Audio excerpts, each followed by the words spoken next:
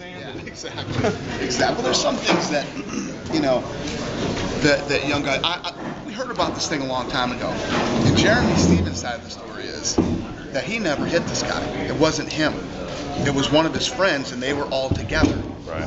And he hit the guy, and the guys were accusing him of doing it because they're trying to get money out of him. Yeah, because he's a UFC guy. They think they can make money off him or whatever. That's his side of the story, you know. And I like Jeremy Stevens. He's a good kid. I've known him for years. And if that's what he tells me, I take grown men for their word. These guys, you know, they're in business with me. And if that's what he tells me the story is, I'm not going to call him a liar. And you talked about, I mean, you were willing to foot the bill for this thing, basically? I mean, this was coming out of your pocket to get him out here tonight? Or? I was going to pay the bail. If he didn't show up in court, I'd send dog the fucking bounty hunter after Did you talk to Jeremy today? Have you talked to him since he's been in jail? They wouldn't. His manager talked to him. A couple calls he got to make. He got to talk to him. I tried to leave him a note, say, "Be ready. You're fighting tonight." That's the note I left him at the.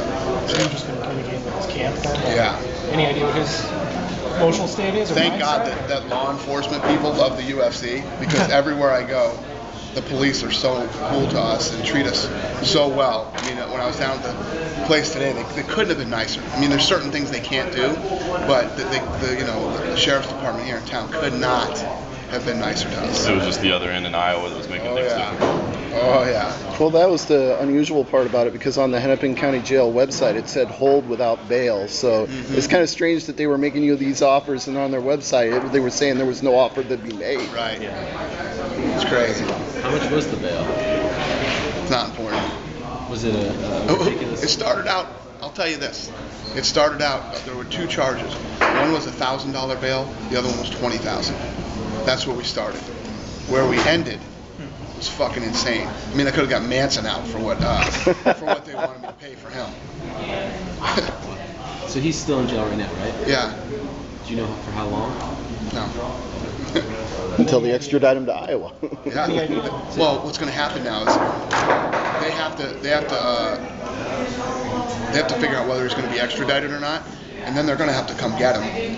So, I mean, let's say they say, all right, we want to extradite him. I've seen situations like this before. They really don't like this kid. This kid could be in jail here for 3 months until they extradite him. Then he goes there, and they'll have him sit in jail until he has a hearing. You guys knew about this, right? So you knew that he had some sort of issue, or you just found out today? Everybody remembers when this came out. It came out last year sometime, and they were talking about it. And then he said it wasn't him. I didn't do it. And then supposedly, this is what his manager says, is that he has a lawyer down there who said that everything was handled.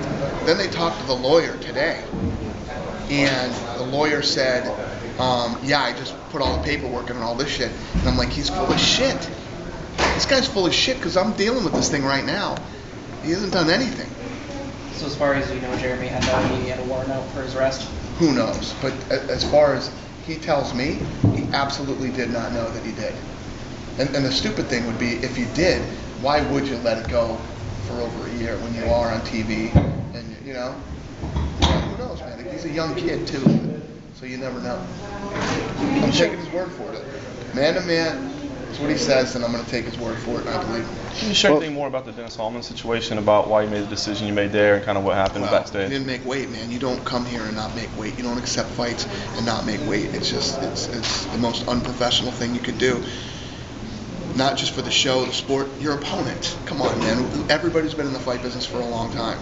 We all know how hard it is, sacrifices, and all the things that go into preparing for one of these fights. And not only do you screw the guy over for all the training and time he spent away from his family, he doesn't get paid.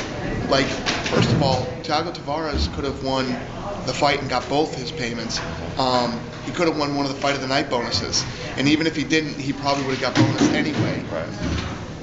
They lose a lot of money. So why give him his win bonus? I mean, it's obviously kind of a reward to Hallman to give him his show and win money. Why extend that to him, despite the fact that you released him? Because Hallman's not coming back. He's been around a long time, been around for years, and you know, like I said, it's not like me and Hallman have had the most fantastic relationship on earth, but you know, I'm a human being, and I feel for the guy, and you know, he's got a lot of personal problems that he needs to handle, and I hope that, you know, the show and win money I gave him helps him and his family to, you know, to fix whatever he needs to be fixed, and the guy doesn't lose everything. And you know, I just personally, business-wise, it was the stupidest fucking thing in the world to do. As a human being, it was what I wanted to do. But you're done with him moving forward. I think so. I think, you know, I think it's at a point now where Dennis has been around since we bought the UFC. You know, you're talking 12, almost 13 years. You know, I'm sure he's looking close to retiring now. So just Now there were- Thiago only got show, right? Yeah, Thiago and Eves both got their show right.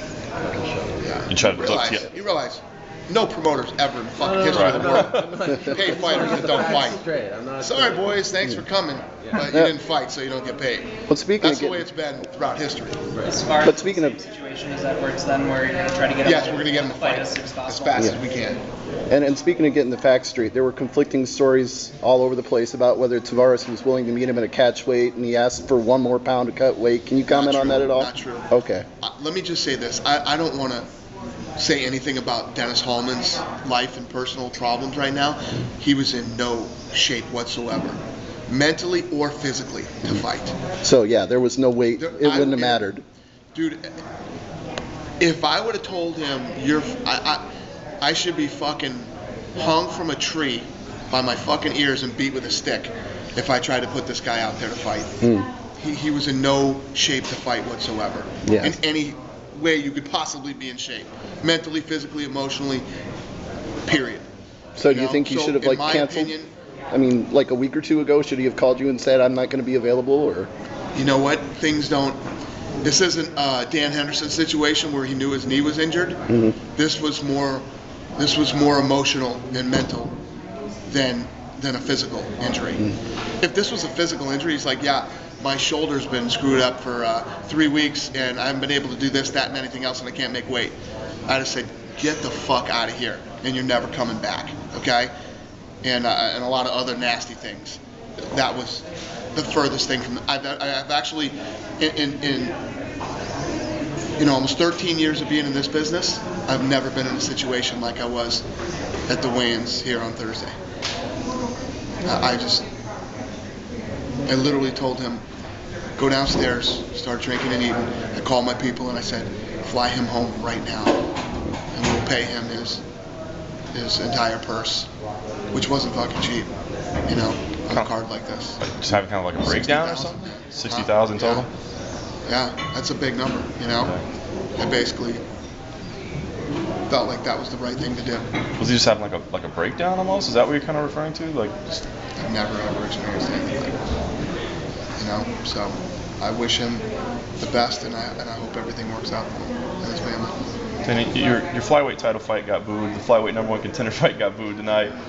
Are you concerned at all that people aren't buying into these People are drinking flyweights? too much beer. They're getting way too fucking drunk at these fights. That's what I'm concerned about. do we need like Ultimate Fighter season of the flyweights to turn people around, get popular opinion? That's where Dodson came from. Oh, I'm sorry. Yeah, he's the winner.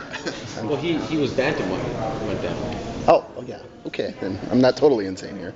Yeah, you're right.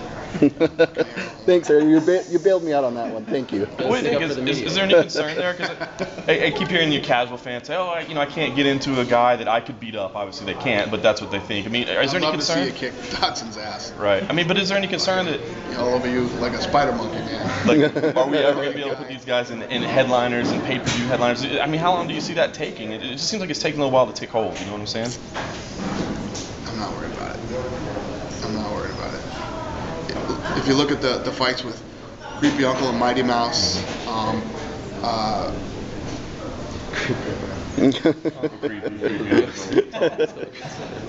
Creepy Uncle, that's his name, Creepy Uncle. Uncle Creepy. No, it's Creepy Uncle. I changed it.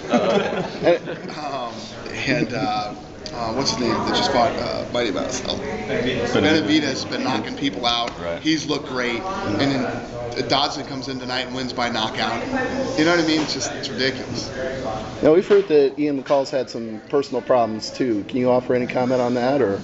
I haven't heard anything about that. Okay. Yeah.